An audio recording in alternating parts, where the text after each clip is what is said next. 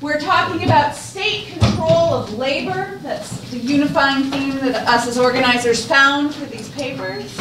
You may find other themes. And Reynaldo Ortiz-Minaya is a, did I say that right? No. Oh. Tell me how to say it. Ortiz-Minaya. Ortiz-Minaya. I'll get there. But thank you. But thank you. He is on our Department of Puerto Rican and Latino Studies. He's an assistant professor. And he is also a Fulbright international expert on mass incarceration. And he is representing us and the Fulbright all over the world at this time. So I turn it over to Reynaldo. Thank you. Good afternoon, everyone. I have the distinct pleasure of moderating this panel this afternoon. Today we're going to have four amazing presenters. The first one is Kirsten Schultz, who's a historian of Brazil and the Portuguese Empire, and who received her PhD from the NYU. Her first book, Tropical Racialized, Empire, Monarchy, and the Portuguese Royal Court in Rio de Janeiro, 1808 to 1821, examining the ideas of empire, legitimacy, and the problem of slavery in early 19th century Rio de Janeiro. Her current book, Ment project, from which the paper proposals derive, examines transformations in understandings of authority, society, and culture in the 18th century Portuguese Empire in America, focusing on debate about the status of people of African, indigenous, and mixed descent in the context of colonial governance. The second presenter is Keagan, who is a first-year MA student in philosophy at Western Michigan University.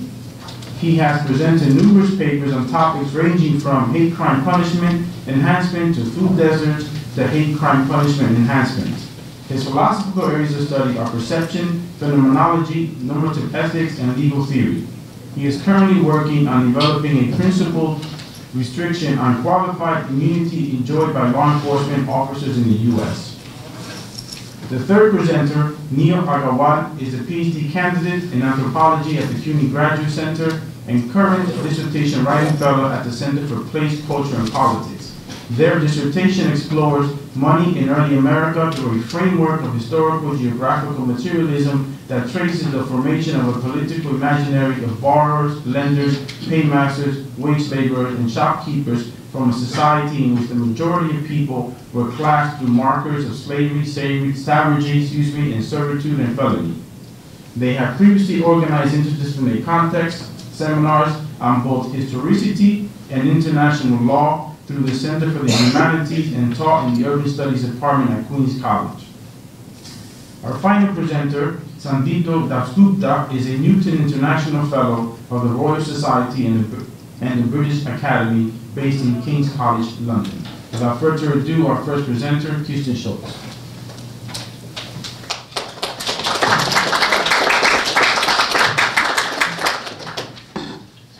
Well, I want to thank the organizers. I know how much work this is. I know how hard it is to stay on schedule, but it's such a rewarding experience, so we thank you. And this is a preliminary, or I should say, a presentation of work in progress, so I very much appreciate the opportunity to share this with you, and I look forward to your comments. So my paper engages the question of the cost of freedom by analyzing how an early modern state sought to reform its regulatory practices in a regional economy dependent upon enslaved Africans and in a colonial society with an exceptionally large population of free people of African descent. And I should have asked you how I do my slides. Just arrow. Just arrow? Okay, all right. Since the discovery of gold in the Brazilian hinterland in the late 17th century, the Portuguese crown had struggled to collect the royal right to subterranean resources codified as 1/5 of what was mined. In the 1730s, the Crown renewed efforts to reduce fraud, enlisting the royal counselor Alexandre de Gusmão to draw up a plan for reform.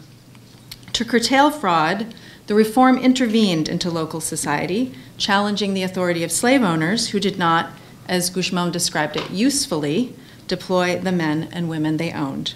At the same time, the reform shored up porous social boundaries defined by color and ancestry by reasserting that the cost of freedom, or what one critic called the privileges of liberty, was slave ownership itself.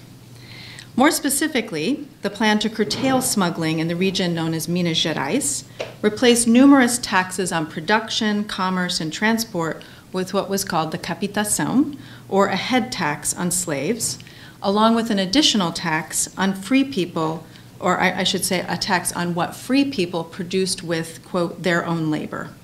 So instead of the variable results of negotiations with town councils, conjecture about the volume of gold mined, and the numerous registries of tolls and tariffs on imported goods and labor, the plan depended on a registry of adult slaves and a census of other productive individuals. By the time the plan was drafted, African-born and African-descended slaves accounted for between 40 and 50% of the population. Let me show you. I point. Where do I point? Where do I? To move forward? Yeah. With this, you go like this. Oh, there we go. Okay. So I'm going to be I'm talking about this region here, around Villa Rica. There's Rio, just to get oriented, right? And that was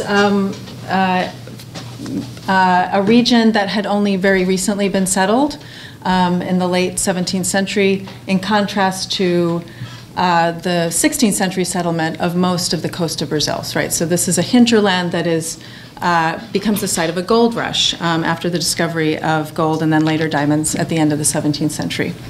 And this is one of the first contemporary, I'm sorry, I'm doing this wrong. Try the other side. There's 2 arrows on either side of the clicker, or you can use the keyboard arrow. Okay, I see. Okay.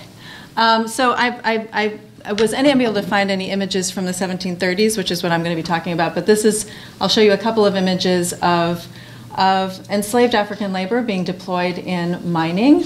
This is from a very famous book of images from this traveler, Carlos Julião, produced in the 1770s, and this is of the Minas area, but a little bit later. And here you see the diamond washing. As many historians of the region have observed, this population of slaves featured very prominently in administrative diagnoses of disorder. Officials also laid blame, however, for what they called the defiance of slaves in Minas at the feet of slave owners, who they argued rarely defended social order when it came at the expense of their own interests. Prospectors and enslaved miners colluded against the fiscal interests of the crown, as slave owners rented out slaves, slaves prospected, and enslaved women routinely sold prepared food to miners, as one governor complained, quote, making themselves the owners of all that the blacks mine. And here's another image of this that Julián captures as, a kind of unsupervised group of prospectors. And then finally, this one sort of curious image of a man, I think, being sort of inspected, right, stopped in order to disrobe, so that if he were carrying something that he had mined that had not reported, that would be discovered. These practices were not unique to Minas, especially the renting of slaves, as historians of slavery in Brazilian cities have shown. Yet in Minas, the mobility of slaves appeared to officials as an especially worrisome breach in the confinement or spatially rendered patriarchal authority that the plantation could afford. As one governor concluded in 1719, quote, what we have here is not a true form of slavery and should be more properly called a licentious liberty. The ideal of white patriarchal authority over slaves was also tested by the scale of slave ownership in Minas. As research has shown, although the price of slaves remained high, their purchase on credit brought ownership within the reach of those of modest means. While wealth remained concentrated, ownership was extensive, and some former slaves became the owners of farms and slaves. Jeopardizing an extractive economy and moral order, officials complained that manumission in instances where slaves were owned by slaves also created what one official called a type of subordination among the slaves themselves, an aberration so disquieting to one official that he urged clergy to disallow slaves and free people of color from serving as each other's godparents. Free godparents, he imagined, would lead enslaved godchildren into the hinterland to quilombos, or runaway slave communities. Thus, for officials, the disorder for which Minas had become known was not defined by an absence of hierarchy, as much as by structures of authority that did not cohere to metropolitan notions of imperial possession. African recognition of African leadership, African ownership of slaves, African freedom and mobility. As one governor predicted, the growing number of free blacks in Minas he wrote, meant that in, quote, a short time, Minas will be in the hands of those blacks. In the mid-1730s then, the fiscal reform on taxation reflected and intervened into the society in which the mobility and autonomy that distanced slaves, at least momentarily, from their owners' surveillance, were the basis for their owners' wealth. The temptation to not fully disclose one's labor force was countered with incentives for denunciation. As punishment for failure to declare ownership of a slave would be freed and the owner would pay the tax. As Gougemont explained, quote, in this way, for the price of liberty, each slave is an advocate of royal rights. The integrity of the registration was also ensured by a public joint appearance of owners and slaves. It was crucial that officials generated records with the slave standing before them to prevent two slaves with the same marks, as Gougemont explained, from passing for one another, and so that owners could not falsify age. And finally here, my last image here, I'll show you. This is an example of what one of these registries of slaves looks like. It was not as detailed as Gougemont had called for, but does carefully record age. Concealment would be undercut, too, by a second, what Gougemont called corrective inspection at the farms and sites following the initial registration. There, royal officials were to summon slaves to appear and inquire about others who may have evaded registration, asking witnesses both free and enslaved. Owners were to present each slave with the document generated at the initial registration. Slaves who were identified as unregistered or who did not present a document would be taken into royal custody and possibly manumitted, regardless of extenuating circumstances such as a lost document or one in the possession of an absent owner. Slaves, Gougemont explained, could use this or would use this inspection to verify with the record keeper, or if he refused, with the royal judge, whether they are registered, with the hope that their liberty will result from this review. Gougemont anticipated criticism of the universal application of the tax, regardless of age, gender, or occupation, by explaining the potential for evasion that accompanied exceptions. Slave owners would exploit a concession to gender difference, he argued, with the stroke of a pen, making Antonio Antonia. At the same time, the legitimacy of a broad application extended beyond the capitação's capacity to curtail fraud. The labor of enslaved women, Gougemont insisted, was no less lucrative than that of enslaved men. And defending, in turn, the taxing of slaves engaged in domestic work with no link to mining, Gougemont pointed to precedent in earlier head tax schemes that had included free servants. It was only just, he argued, that owners with large contingents of slaves dedicated to domestic labor, quote, do not pay less for this particular comfort than others who are employed in ways that will increase wealth and public prosperity, end of quote. Such references to the production of wealth also point to Gougemont's view of the reform as attenuating social and economic disorder. Taxing what he called leisure slaves would compel owners to reconsider their use of large numbers of slaves to intimidate local rivals or in the service of what he called vice and vanity. On the ground in Minas, and this is a longer story that I won't go into here, the capitação was met with rebellion and protest. After royal officials restored order with force, contestation continued in town councils' petitions to stop what they called slave confiscations. Slave owners countered Gougemont's depiction of useless and unproductive slaves with claims that slave labor could not be disentangled from the social imperatives of the imperial project. Slaves deployed in domestic work were indispensable, they argued, quote, especially for settlers who, by way of conjugal alliance, ennobled the settlements by producing free men for the service of the Republic. In this emergent social setting, they insisted, the absence of slaves for domestic duties would be viewed, quote, as indecorous for those of middle status. Taxes on slaves, petitioners charged, also further impoverished owners who could no longer adequately maintain them. Quote, many poor persons who have only one slave, one town council attested, paid the tax in spite of being able to barely sustain themselves. Even, quote, the blind who live from alms paid the tax for the slaves who serve as their guides. This vicious cycle continued, another town council explained, as those, quote, blacks whose hunger and nakedness is not addressed by their owners obliges them to escape and gives rise to so many crimes and murders. The capitation was therefore unjust, both in its application to all slaves, the town councils argued, and because it diminished the resources necessary for forging a Europeanized society. Thus appealing to property rights and social order and condemning what they called the confiscations of many blacks, the petitions did not enlist warnings about the destructive effects of freeing the enslaved that Guzman's plan also challenged. Indeed, in contrast to many officials' suspicions of the population of freed people, petitions cited free blacks as among those especially aggrieved by the new fiscal regime. The regulations had indicated those responsible for paying the capitation included, quote, all free people, European or American, who work with their hands in the gold mines, as well as all free blacks, men or women, and all free mulattoes or mulattas born as slaves and as laborers or miners do not own slaves. So, in other words, any form of labor performed by a person of color.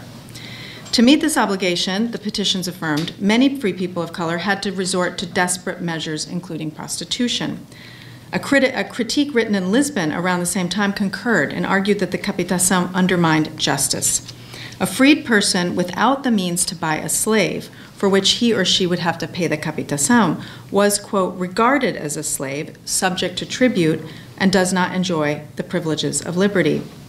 This judge concluded, while those rich enough to own a slave enjoy what he called an exemption.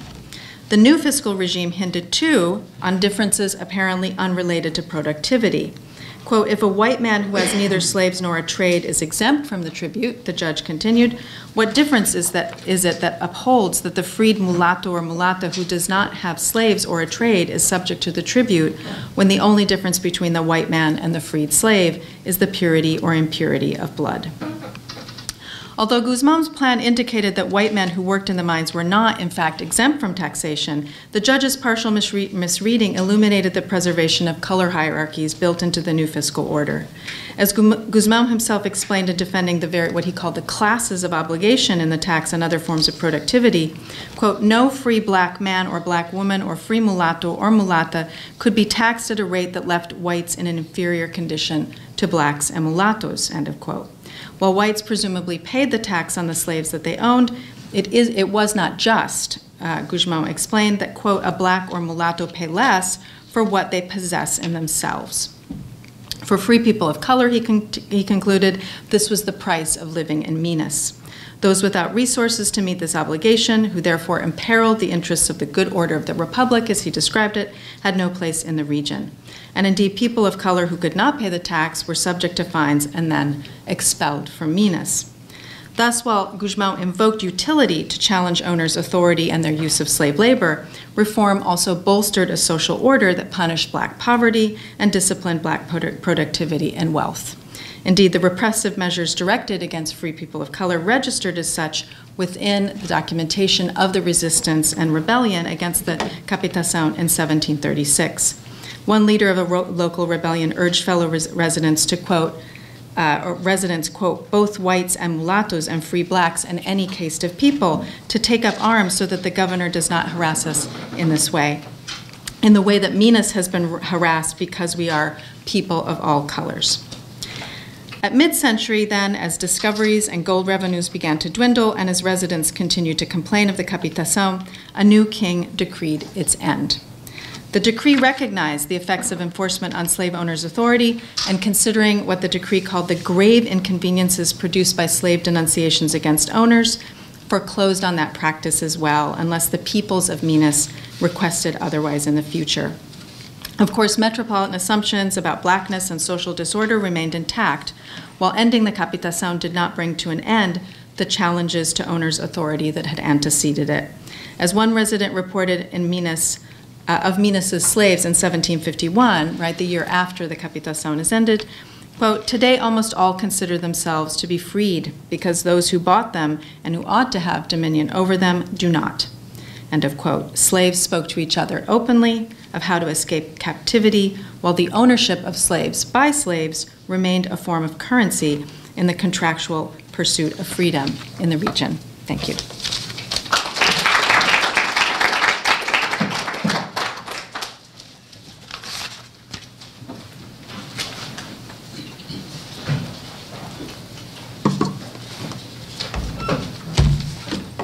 Our next speaker is Keagan.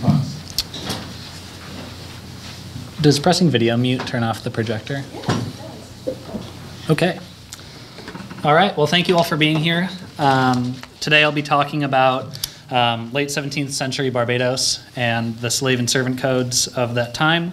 And I want to make the argument that the cost of freedom for those who were former indentured servants or slaves meant indoctrination into the island-wide surveillance network. I want to focus primarily on the need that island government felt to separate servant from slave and the institutions from each other, and then focus specifically on the perceptual nature of punishment that drives this separation in the servant and slave codes, and look into the colonial justification for this punishment and how this contributed to a racialized model of enslaved minds. So, by the late 17th century, Barbados was the crown jewel of the English West Indies. However, in 1692, planters uncovered an organized slave revolt just days before its execution. Slaves had planned to overthrow the colonial government and replace it with their own. Subdivided into army regiments, the slaves plotted to steal their masters' horses to form a cavalry unit and sack plantations, culminating in an assault on Bridgetown. The planters on the island discovered this plot thanks to a slave informant who overheard the conspirators. At this point, slaves had become central to the economic productivity of the island. In order to stifle this revolt and dissuade any future attempts, the punishments exercised by the colonials were swift and unforgiving. After discovering the, quote, condemned persons, many were hanged and a great many burned, and for the terror to the others, there are now 7 hanging in chains, alive, and so starving to death, end quote.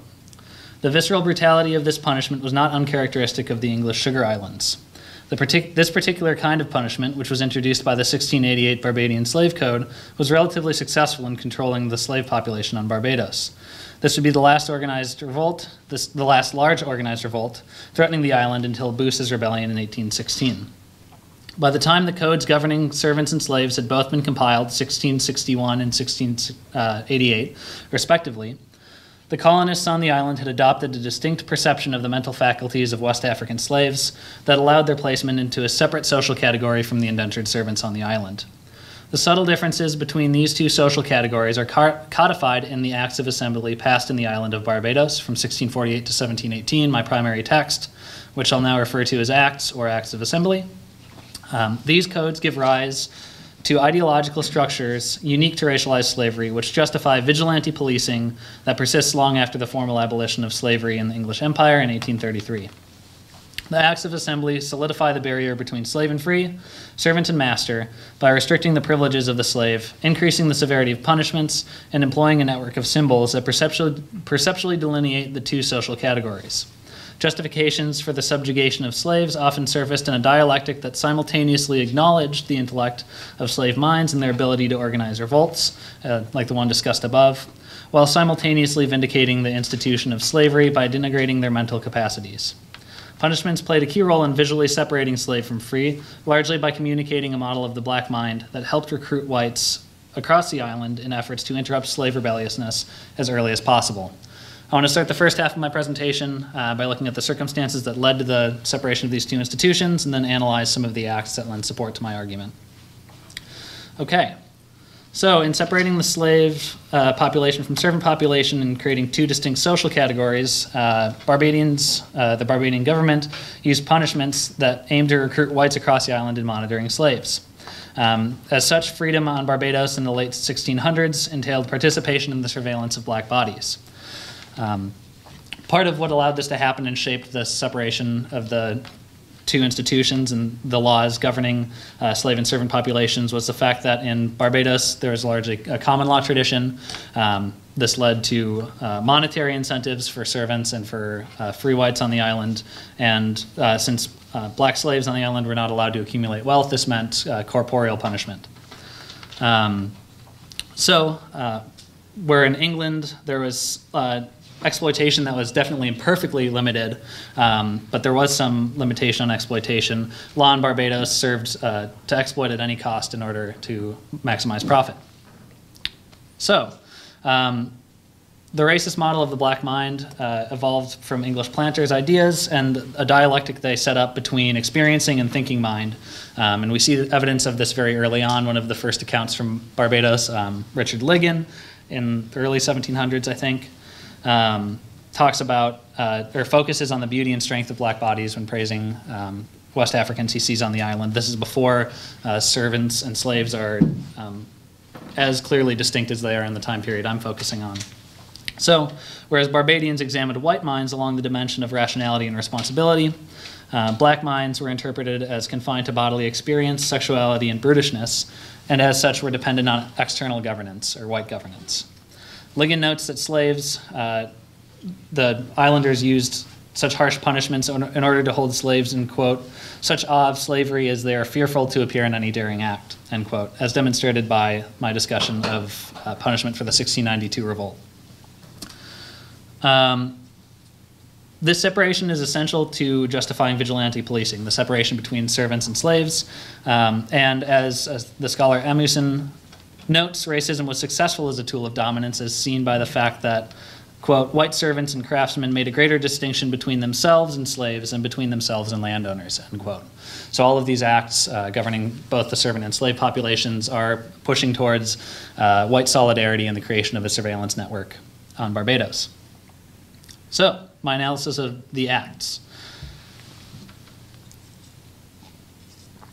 I want to focus on the perceptual dimension of these punishments. Many punishments prior to these slave codes in the late 1600s and the servant code allowed this same or at least similar punishment between indentured servants and slaves on the island.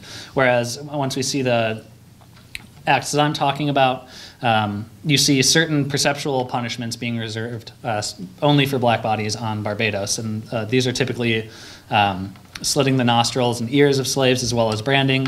This is something that we did see with white indentured servants, but decreased significantly in prevalence during the 1660s and onwards. So we start with these perceptual markings of rebellious slaves, and then later the governor or the governance on the island meant that white servants and the white population began to see blackness itself as an indicator of rebelliousness and motivation for closer surveillance on the island. So to be free is to be a surveyor.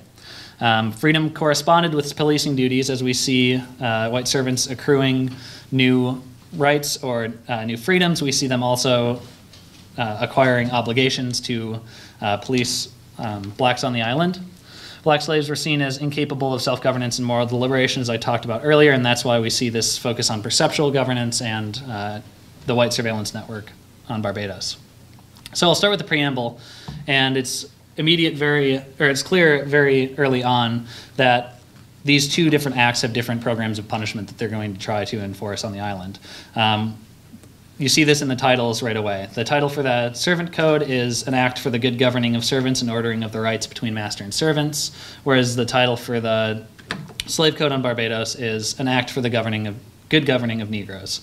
So you see a symmetry in the first act, or the first code for servants that you don't see reflected in the code governing slaves. Slaves never get these rights, and servants only get these rights because of the role that they play in stifling rebellion. There were a lot of factors contributing to the need for stricter governance and the incorporation of white servants in governing on the island, largely just a decrease in the amount of servants that were available for exploited labor. But we can get into that during the Q&A.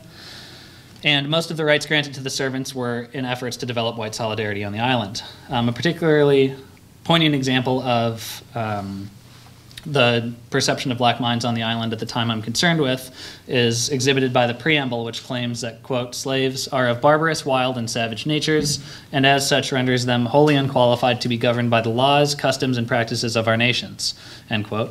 This indicates that the base state of slaves requires special laws that, quote, restrain the disorders, rapines, and inhumanities to which they are naturally prone and inclined, and such encouragements and allowances as are fit and needful to their support, end quote. So in this quote, you see the idea by those governing on the island that black slaves require white intervention to limit their natural tendency to express brutality and rebelliousness to the institution of slavery. And also you see that this project is requires continuous and distributed effort by whites on the island, as well as black informants, such as the person who uncovered the 1692 revolt. So the word governance does turn up in the slave code, but it refers exclusively to external governance by whites on the island. The Servant Act portrays their rebelliousness in an importantly different way.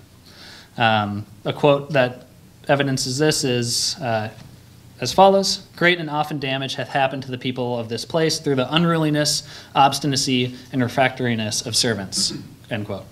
So, as the servant code does acknowledge that servants are rebelliousness in their own right, this rebelliousness is seen as a result of being stubborn. So they have the agency to choose whether or not to revolt and to rebel, and they're choosing to exercise this, whereas the slave code preamble indicates that this is something that blacks are naturally disposed to do.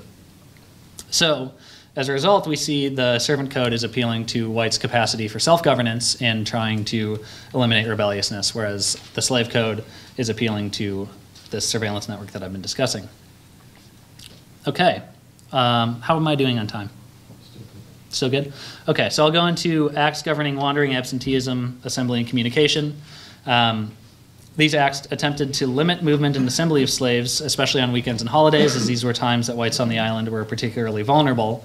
The exceptions made for slaves who were wandering or absent from their plantation or assembling or communicating with each other is slaves that possessed a ticket or were wearing a particular kind of livery that denoted their status as household slaves, who were seen as justified in their free movement by their masters. So importantly, these are perceptual cues that whites on the island can pick up on and immediately use to determine how closely to survey the wandering slave. The importance of controlling the enslaved population on Barbados is seen by the both negative and positive incentivization encoded in these slave codes and servant codes. There's both compensation and penalty for whites on the island. Those that are successfully detain wandering slaves without livery or a ticket are given a reward, a monetary reward, and part of this detention is also disciplining slaves. And those whites on the island who fail to discipline slaves are fined, and if they are servants, their indenture is lengthened or they're taken to jail to work off some of the cost that they've accrued in society. Particularly interesting instance of justification that recognizes the mental acuity of black slaves on the island, but also tries to distance this mental prowess to justify the harsh punishment is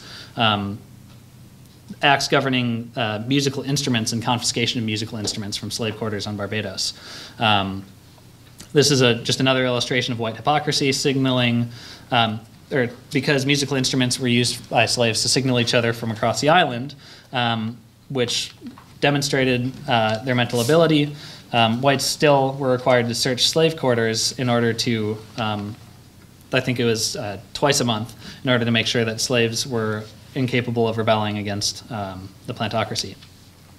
I want to finish with my examples by talking about acts of rebellion and runaways, and I want to note, I mentioned earlier in the introduction, that this slave code was relatively successful in controlling the enslaved population on Barbados. There are many different ways that rebellion can take form. Not all of it is organized rebellion or running away.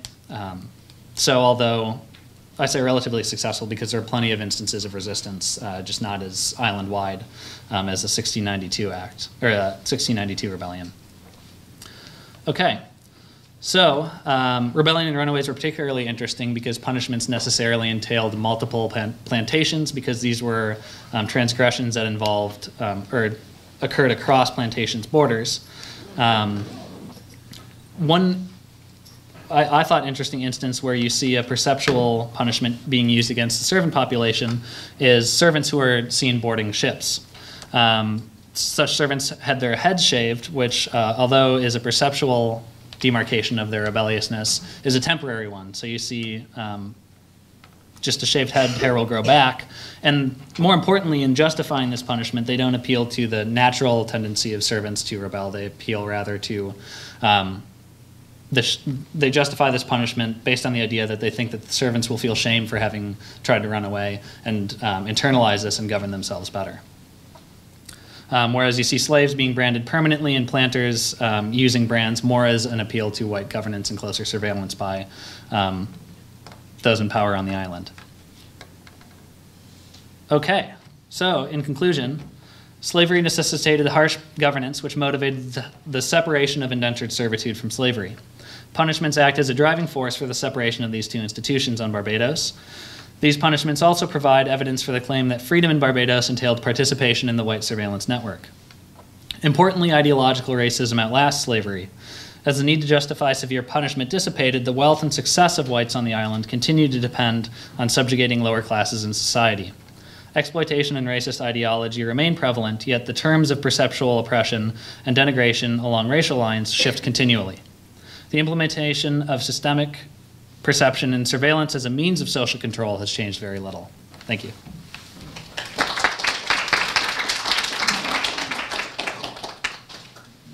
Next speaker is Agarwal.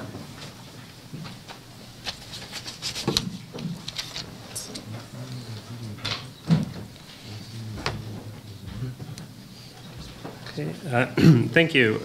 My talk today is going to be on the use of money in 18th century British America. And at the end, if I have some time, I'll say a few words about the larger project that I'm trying to fit this into. Okay. The monetary system of 18th century British America was a peculiar institution. Colonists relied on lightweight pesos de ocho from the Spanish Empire and clipped Portuguese joes for their coinage. These were silver coins that people, they shaved the edges off of before they spent them. And so at the end, they'd have a pile of silver shavings, which they could melt down as bullion. So lightweight coinage, official payments, taxes, were legislated in sugar, tobacco, corn, and other country produce, or sometimes simply listed as generic current money. And colonists kept accounts for bookkeeping in local units of pounds, shilling, and pence. And so you'd have Pennsylvania pounds, Virginia pounds, and so on. And in fact, one of the places where this is most evident is in advertisements for runaway slaves, where the rewards that were being offered, they always listed the currency in which it was denominated, so which colony it was coming from. Recent studies in the history of capitalism have drawn attention to the modern forms of credit that bankrolled an emerging Atlantic economy and tied financial abstraction to a deadly trade in unfree persons and the products of their labor. I'm thinking here of scholars such as Ian Baucombe, Marcus Rediker, and Ed Baptist, who talk about everything from the insurance of slave ships to planters who took out mortgages on their human chattel. And I should say a lot of this scholarship came out in the aftermath of the 2008 financial crisis when people were starting to get interested in how banking systems work. In comparison to these financial forms, the British American monetary system appears as a backwoods enterprise, fiercely defended by its pioneers, but strangely out of time with the longer arc of economic development. Theirs was an attempt to make do. So the paradox here is that colonial money appears regressive or archaic in the context of a body of scholarship whose signal contribution is to assert the modernity of the colonial world. And the main idea that I want to think through for this talk is that despite the convoluted, inefficient, and from an economic perspective, what is by all accounts just a poorly designed monetary system, despite all of this, there was actually something important going on with what the colonists were doing. And what I identify as a distinct democratic impulse to their experimentation with monetary means. So at a time when when Bank of England notes circulated primarily among merchants and within London, British American freeholders issued paper currencies through representative assemblies and posited a link between this enterprise and the well-being of a larger provincial community within which their bills would circulate.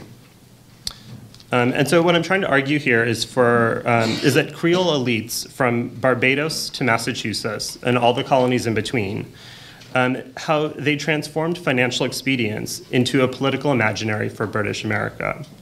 And then what I'm interested in is what this political imaginary is. So first, I'll mention briefly 3 examples to illustrate the range and tenor of their efforts. First, in 1723, the Pennsylvania Assembly passed an act for the emission of paper currency, quote, chiefly intended for the benefit of the poor, industrious sort of the people of this province, at easy interest, to relieve them from the present difficulties they labor under, end quote. Applicants for loans listed their occupations as carpenter, mason, blacksmith, weaver, tailor, leather worker, as well as widow, merchant, and gentleman. And over 2/3 of borrowers described themselves as yeomen, or common farmers. Okay, second example, the Massachusetts Bay Colony first issued paper bills in 1691 to pay the wages of soldiers and sailors returning from a failed expedition to French-controlled Quebec. Men on the threshold of mutiny received the bills in lieu of compensation promised from the plunder of a successful siege. These were not men of property, but those recruited or pressed into service from classes beneath the established artisanry, indentured servants, unskilled laborers, and recent migrants from hinterland towns. Okay, third example, in 1706, indebted Barbadian planters, finding themselves at a loss for gold or silver, conjured up the idea for a currency based on land and slaves. Their short-lived experiment was disallowed by the Privy Council soon after its enactment.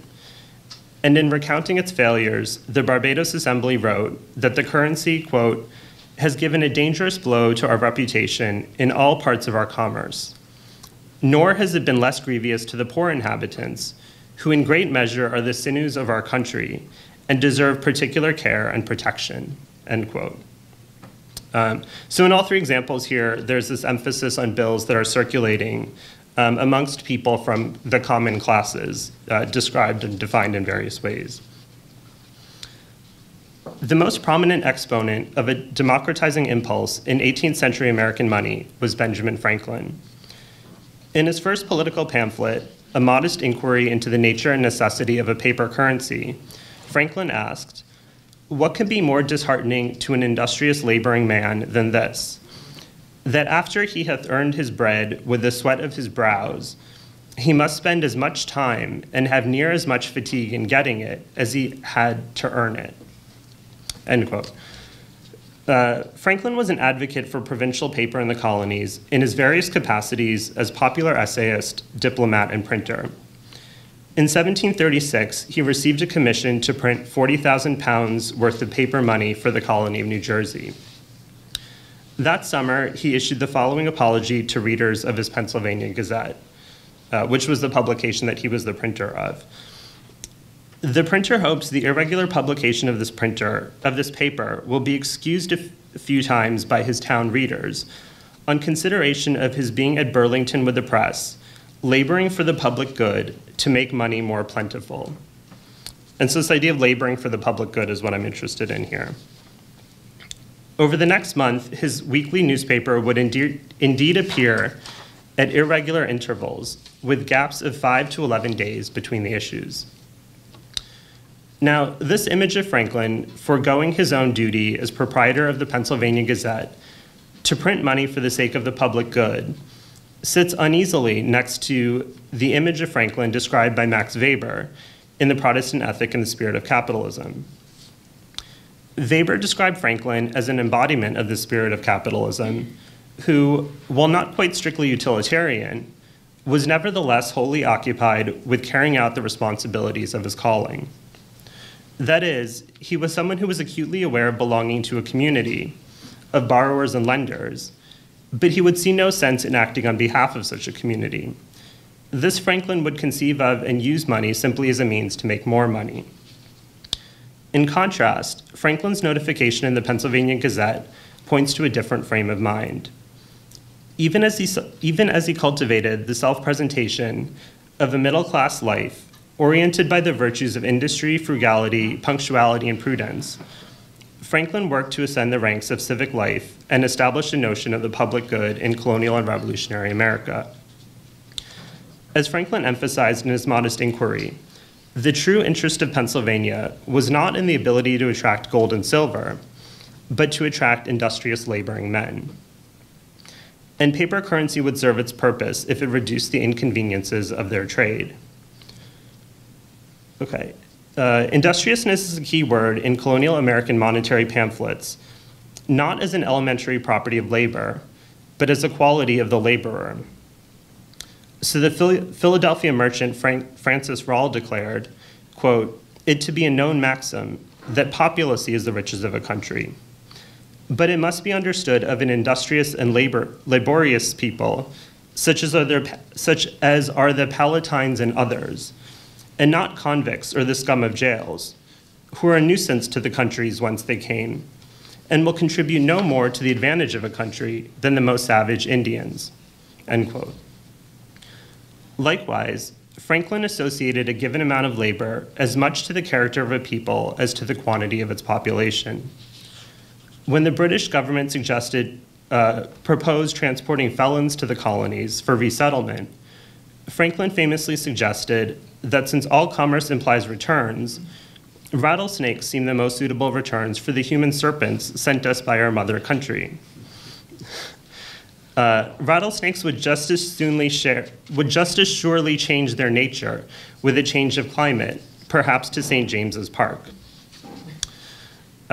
So in a society in which the vast majority of people were classed through markers of slavery, savagery, servitude, and felony, Franklin imagined a community of those who labored under the burden of purchase.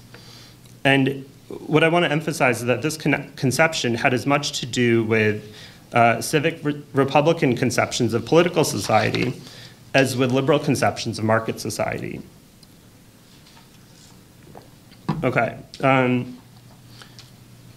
While Franklin printed paper money for the public good, planters in Barbados and South Carolina continually negotiated a conflict between their individual adventures for wealth and the greater good of Englishmen transplanted.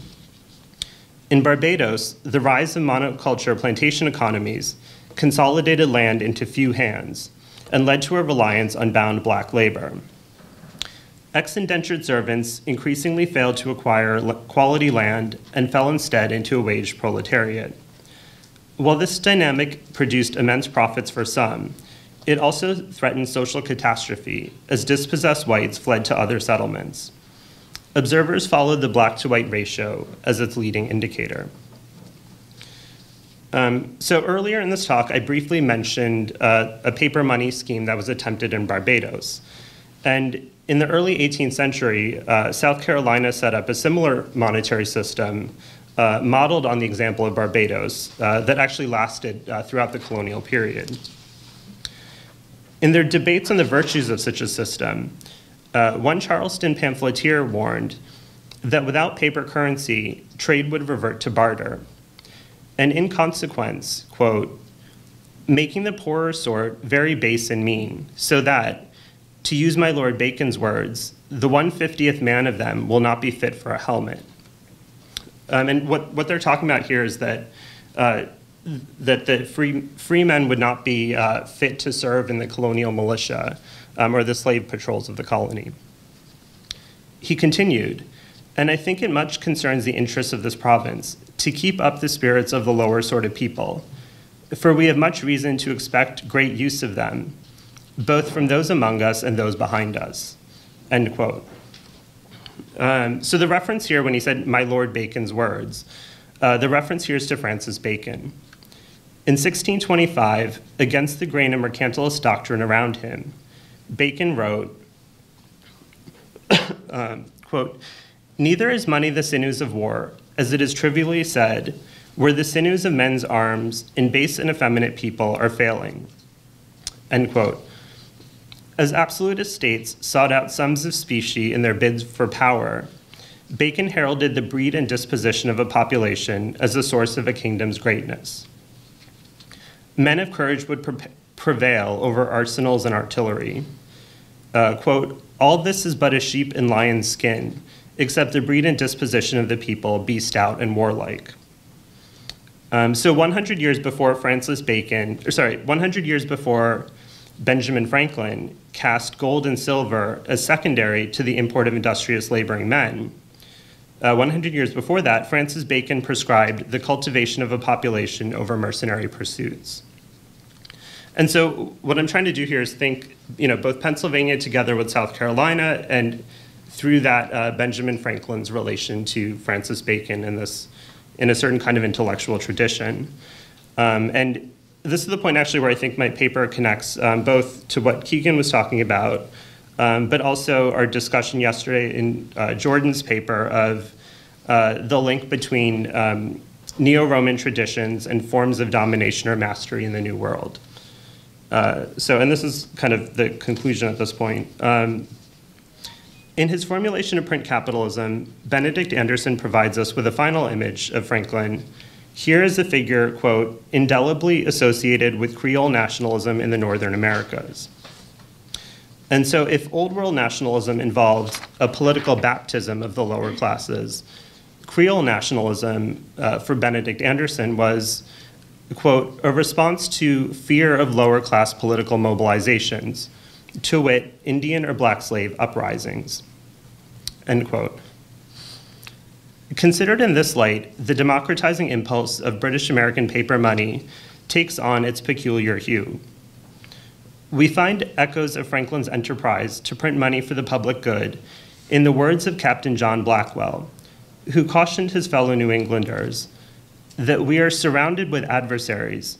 If we cannot find store of men to expose themselves for us at this time, no man in his wits can think the country can stand.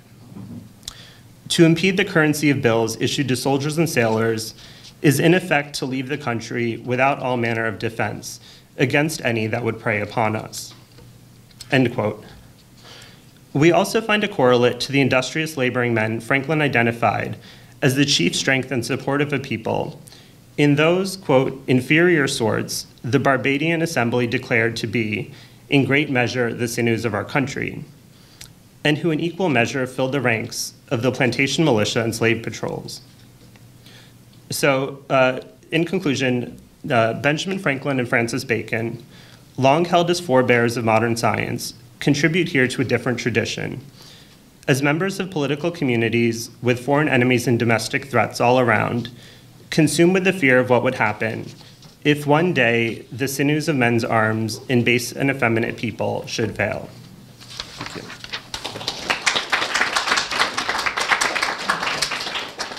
Our last and final speaker is Sandipto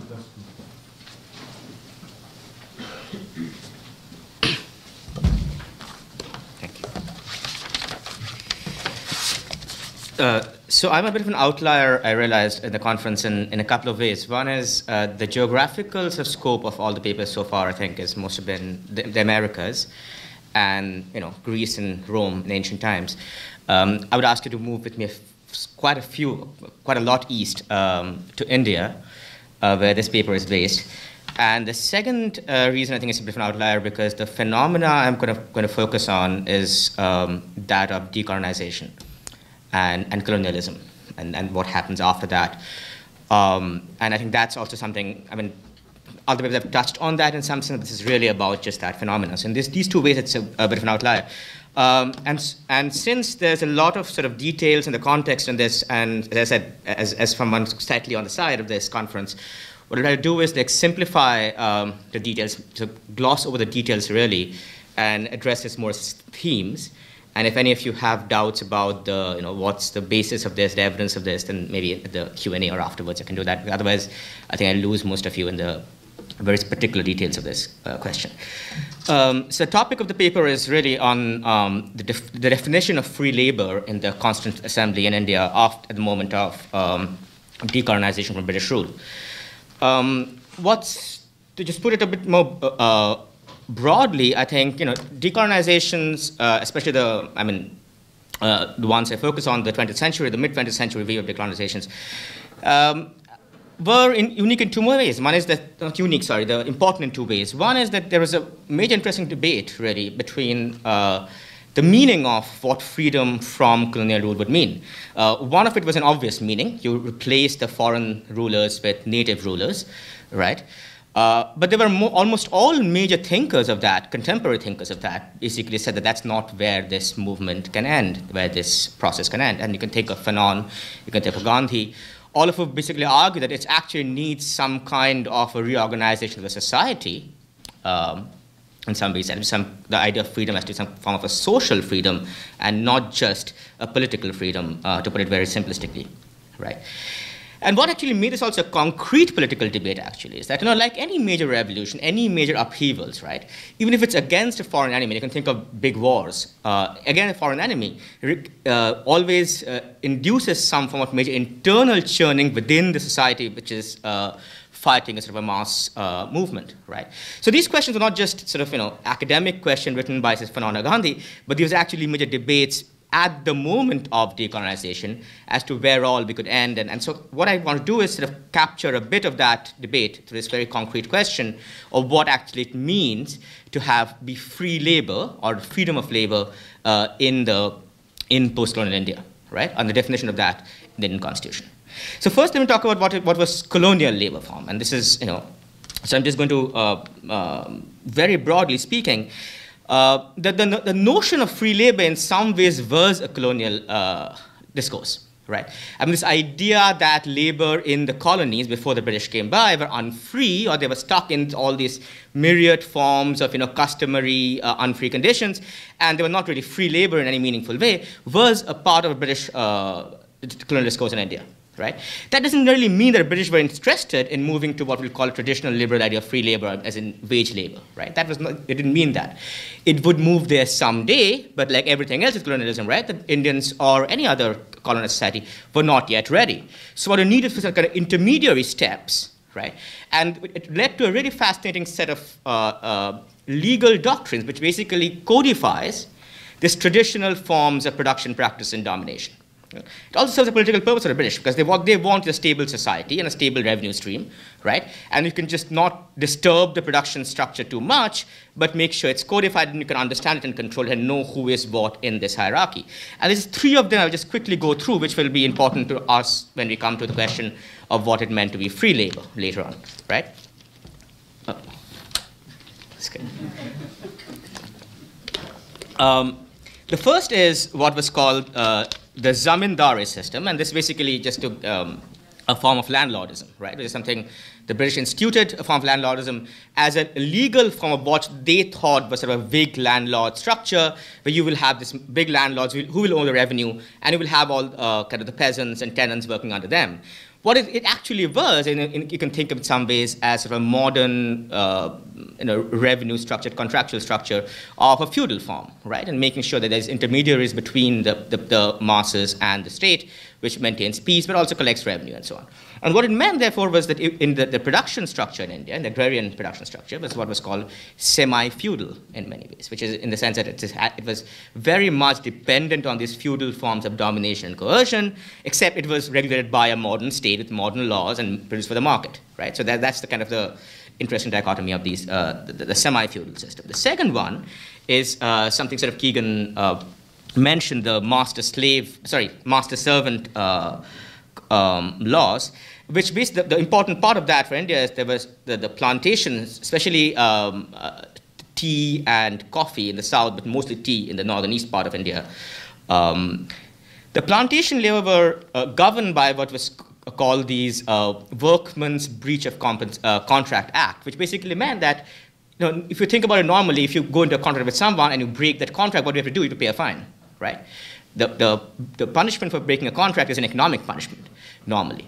Except in this case, it was a criminal punishment. There's an economic punishment for the employer. He will pay a fine if he, for example, gets a contract, doesn't give the, which rarely ever the case, he was never ever tried.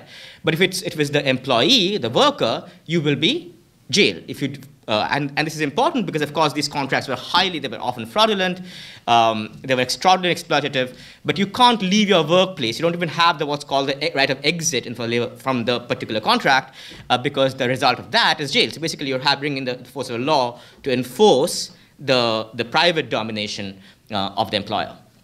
Right.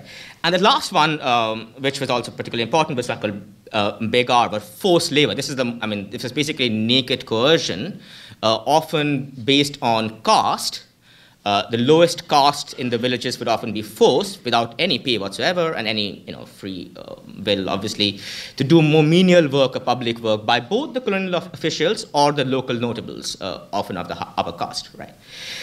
And the important thing to remember is that these were not the exception to labor practices. These are not the dark corners of labor market in India. This is what constituted much of what was the colonial productive economy, right? The colonial productive economy didn't have the classical figure of, the abstract free worker going around the market choosing his contract. It was fundamentally constituted within a very, very complex and comprehensive network of domination and coercion, right, at the private level, the social level, and backed by the law of the state. Now, when decolonization happens, right, the Constituent Assembly members realize that the political question and the social question, put it that way, cannot be fully separated. It has to address the social question to some extent. The question is to what extent, and this becomes a pretty important element. So I will just go through basically 2 articles of the Constitution to give you a sense of how tricky this job was to manage this question of free labor without it going out of hand and being too radical. Right. So the first issue question was that of what you can call horizontal rights. Basically, this Constituent Assembly argued that you don't only have, normally if you think a liberal structure, what is that? The state is there and you have rights against the state, against your freedom, right? The classic negative liberty sort of structure.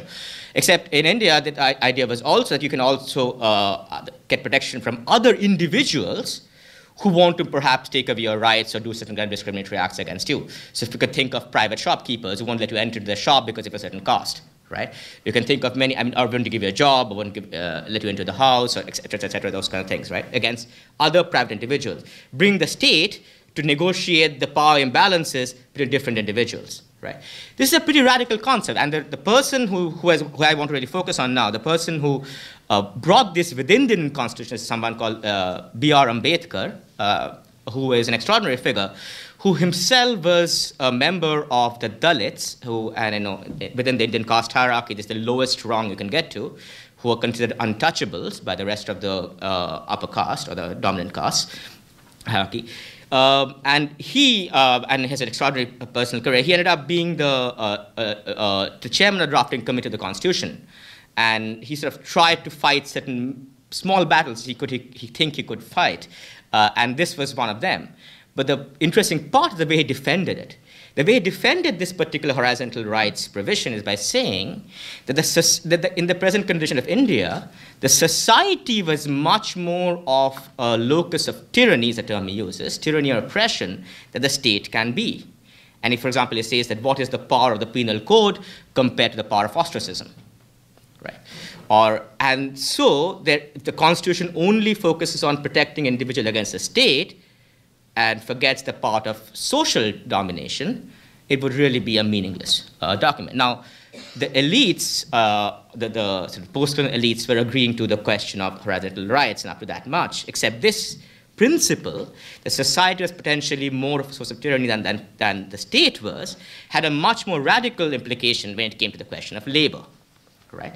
And this is where I just want to sort of focus on the 2 definitions of what free labor could mean, which came from, I'm calling them the elites because these are basically the ruling, the Congress party, the elites of that, and versus Ambedkar on the question of how to define the question of free labor, right?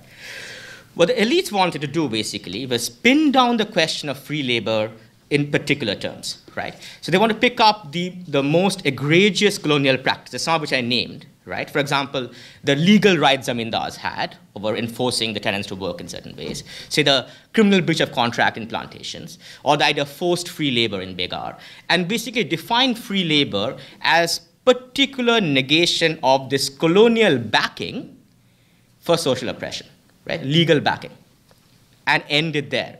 So not make it a principled argument, not define it in any larger abstract ways, but do a litany of things it is not, or it will prohibit from happening, right?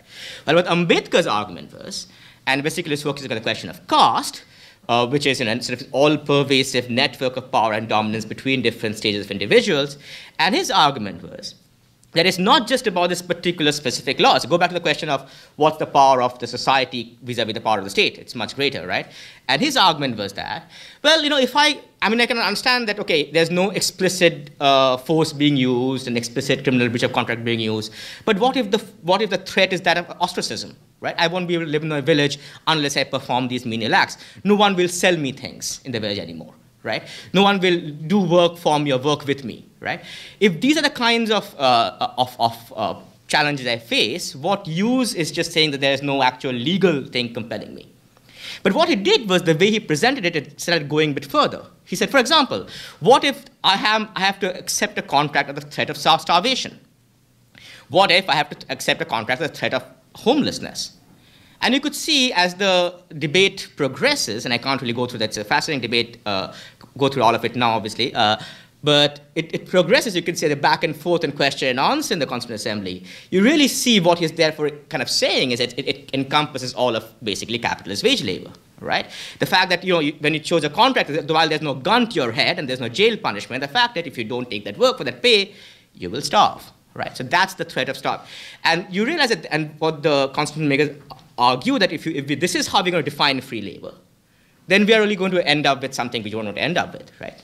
Which is not a capitalist structure. The second argument Ambedkar one of Ambedkar's associate, his closest associate in the Constituent Assembly gave is that to say, okay, you know what, forget all these special protections you have for us in terms of, people can't discriminate, do this and that. We'll exchange all of that as Dalits, except if you promise all Dalits about 10 acres of land, because 5 acres was seen as like what subsistence level, so it's something more for subsistence level, right? Double of that. If you give allow all Dalits to have that amount of land, we're agreed to get no affirmative action, no special protection, we can give all of this up. And this is a bit more older, sort of the Republican property owning idea, right? If you are subsistence, if there's no one can dominate you, you can fully grow your own food, basically. That will make you some sort of a free person of free labor, right? That, of course, was also struck down to benefit of this more narrower version of what free labor meant. I wanted to go through this debate a bit more, but I just want to mention, because I think I have a couple of minutes left, so I'll just end with one point which I think interested this audience a bit more. One sort of the analogy which both sides kept using again and again is that of slavery, right? And this is the interesting way they both, the sort of, calling them elites for want of a better shorthand, and say the Ambedkarites on the other hand, and also the Communist Party of India was with Ambedkar on this question at least.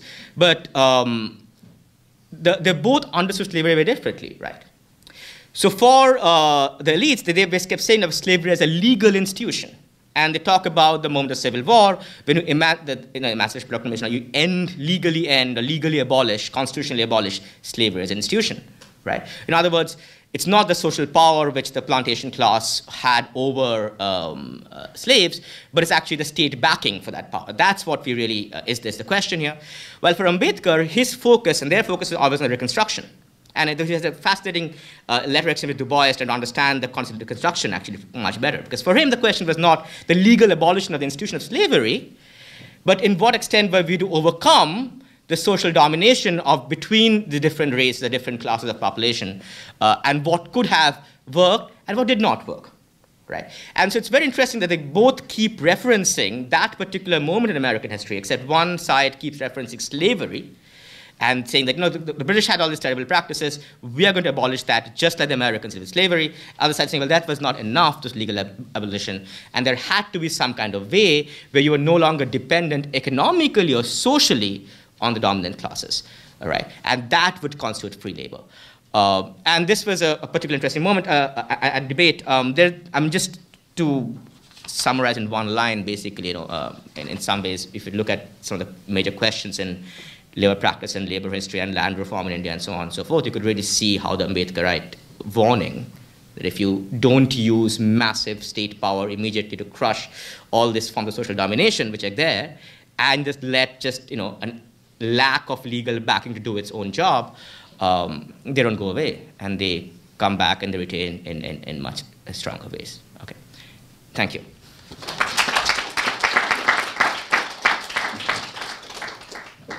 I think we have quite some time for the questions, right? Let's take 10 to 15 minutes just to get back on schedule so we all end. I have flights to catch. Josh? Hi, thanks. I guess I have a question, maybe generally, and maybe directed towards, I think it's Keagan. Sorry. So this is just for my information because this is totally outside of my expertise. But the description you gave of Barbados in the 17th century and the legal infrastructure to differentiate servants from kind of a racialized slave population or enslaved population, it sure sounded to my untutored ear like similar processes in the United, well, not the United States, colonial America or whatever you want to call what's now the United States. What is it, Virginia? And so, is that accurate? And then was that also was that more like widespread throughout the British Empire? That because kind of a U.S.-centric version of history, so then I don't really know what's going on in other places. You see my question? I think so, yeah, and I have to admit this is also outside of my area of expertise. I'm a philosopher by training, but I'll do my best. My understanding of Barbados and what interested me about Barbados was it was the first place where this started happening.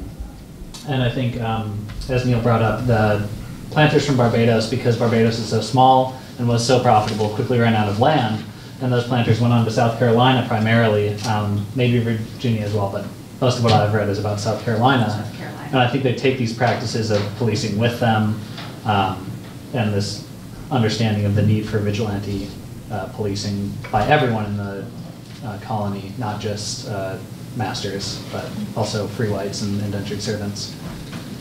Do you think? Yeah. But Joshua, what also happens is that when Richard Egon writes a true and exact history of Island Barbados, 1657, that was also the moment when the Dutch were practically at the brink of losing Brazil. So the shift from sugar production from Brazil runs straight to Barbados. The problem with Barbados during this time period, as Keagan just mentioned, not only do they run out of land, but the shift from local, regional to world production cannot be effectuated on Barbados because of the size of Barbados. So part of the problem there is how do you bring in these two different labor forces in an attempt to go from the kind of production that was taking place in Brazil to what they were wanting to do in Barbados. It wasn't possible. But wait, but you're linking that to having this like legal infrastructure to differentiate servants from kind of black slaves? Is that what you're? Are you linking that? I'm linking it. You mentioned the context of the U.S. What immediately came to mind for me was at the turn of the 19th into the 20th century, the ways in which those Europeans, immigrants that were considered not necessarily fully white, the way they were brought in to become part of mainstream white America was particularly to buy into the same notions of reproducing Jim Crow. No different than what he was saying, how in the context of indentured servants, these particular indentured servants were kind of being brought into being free by taking place into the surveillance that he was describing for the context of slaves in Barbados. Okay, thank you.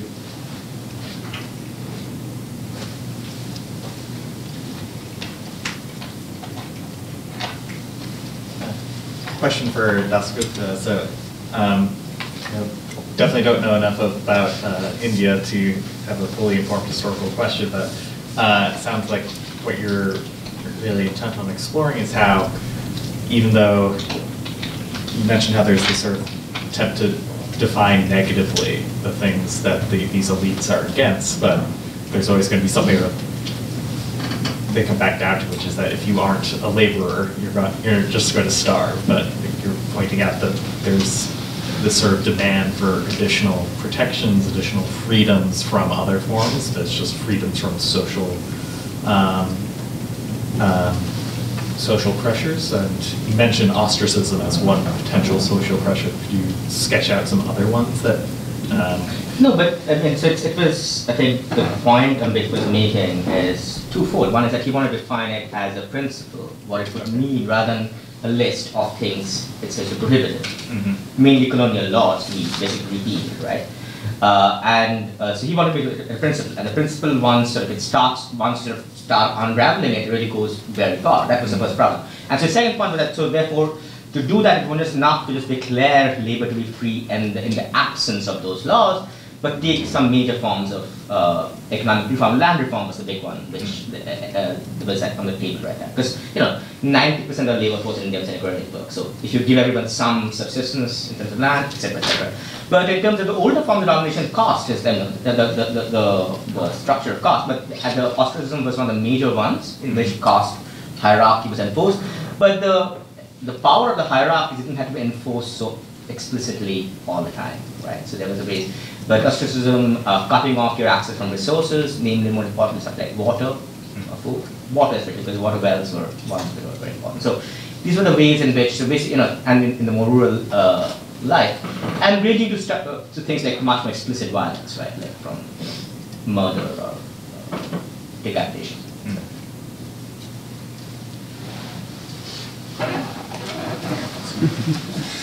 Is this for me or for him? Oh, either one. Or both. Okay. Bunch-up question. I'd also like to ask a question on India.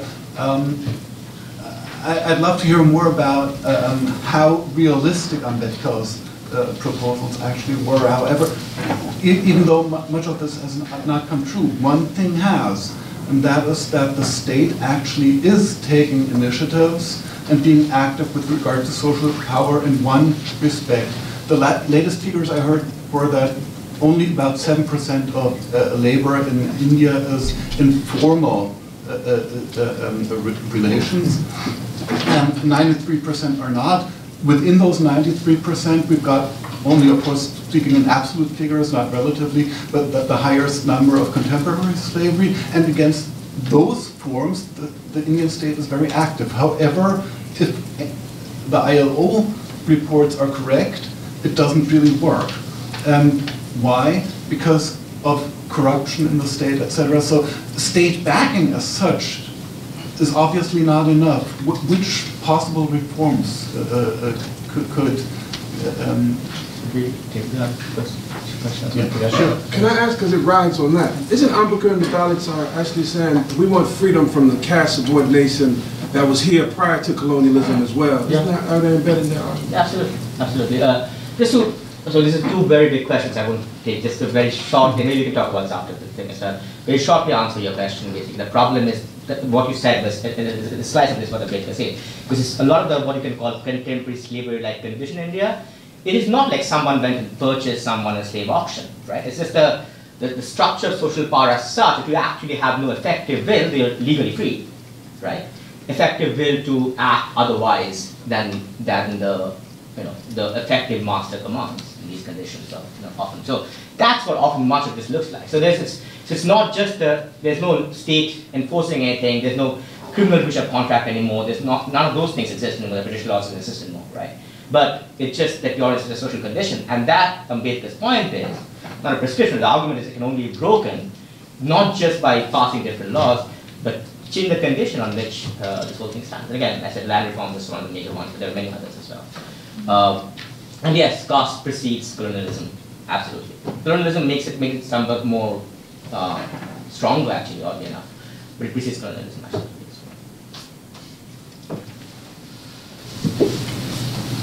Hi, thanks for the papers. A question for Neil, maybe for Kirsten.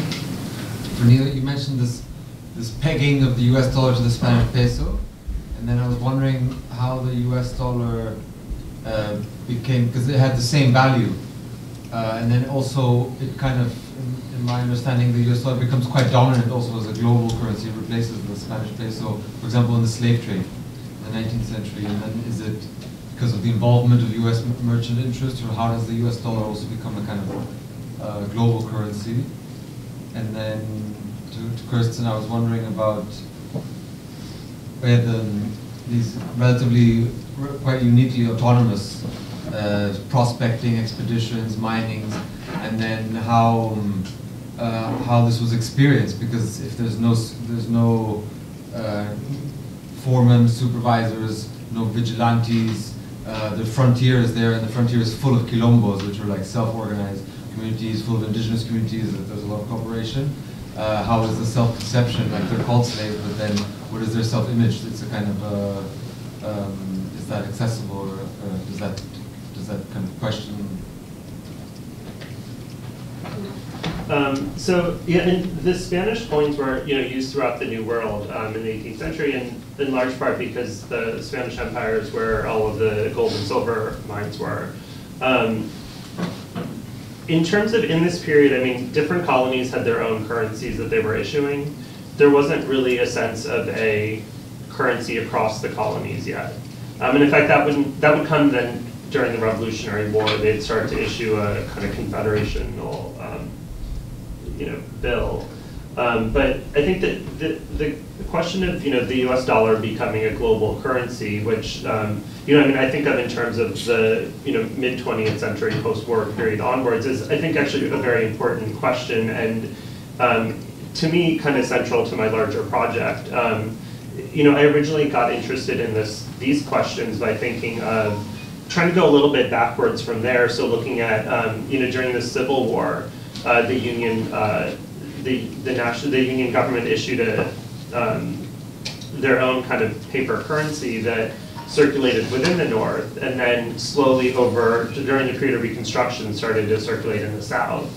And if you look at the early 20th century, there's dollar diplomacy, and dollars start circulating in Latin America. The Marshall Plan, dollars start circulating in Western Europe. And so I do think there's a very long history here of how the dollar became what it is today. And in some ways, I think I was trying to tell a prehistory of that story. So that's a great question. That's a vast question. I think I understand that yesterday there was lots of discussion of the archive, and I think it's understanding how this relative autonomy or this unsupervised labor is experienced is hard to glean from the documents that exist in the archive. But I think it's very gendered. Right, because women tend to be deployed, or the labor of women tends to be deployed in more supervised areas, in settlements, in domestic labor, and in commerce. And then there's lots of images, both as I showed you, but especially in administrative discourse about groups of men that go off to prospect, and why they didn't leave, I think is what were the questions that you're getting at? Why did they just not remove themselves from that context? I think although there were lots of runaway communities, especially over the course of the 18th century, there were also lots of, they were up against territories that were the domain of indigenous peoples. So that would have been a negotiation also about entering into that space. There's a lot of administrative correspondence that also details how dangerous it is to move through this area, just in terms of the wildlife.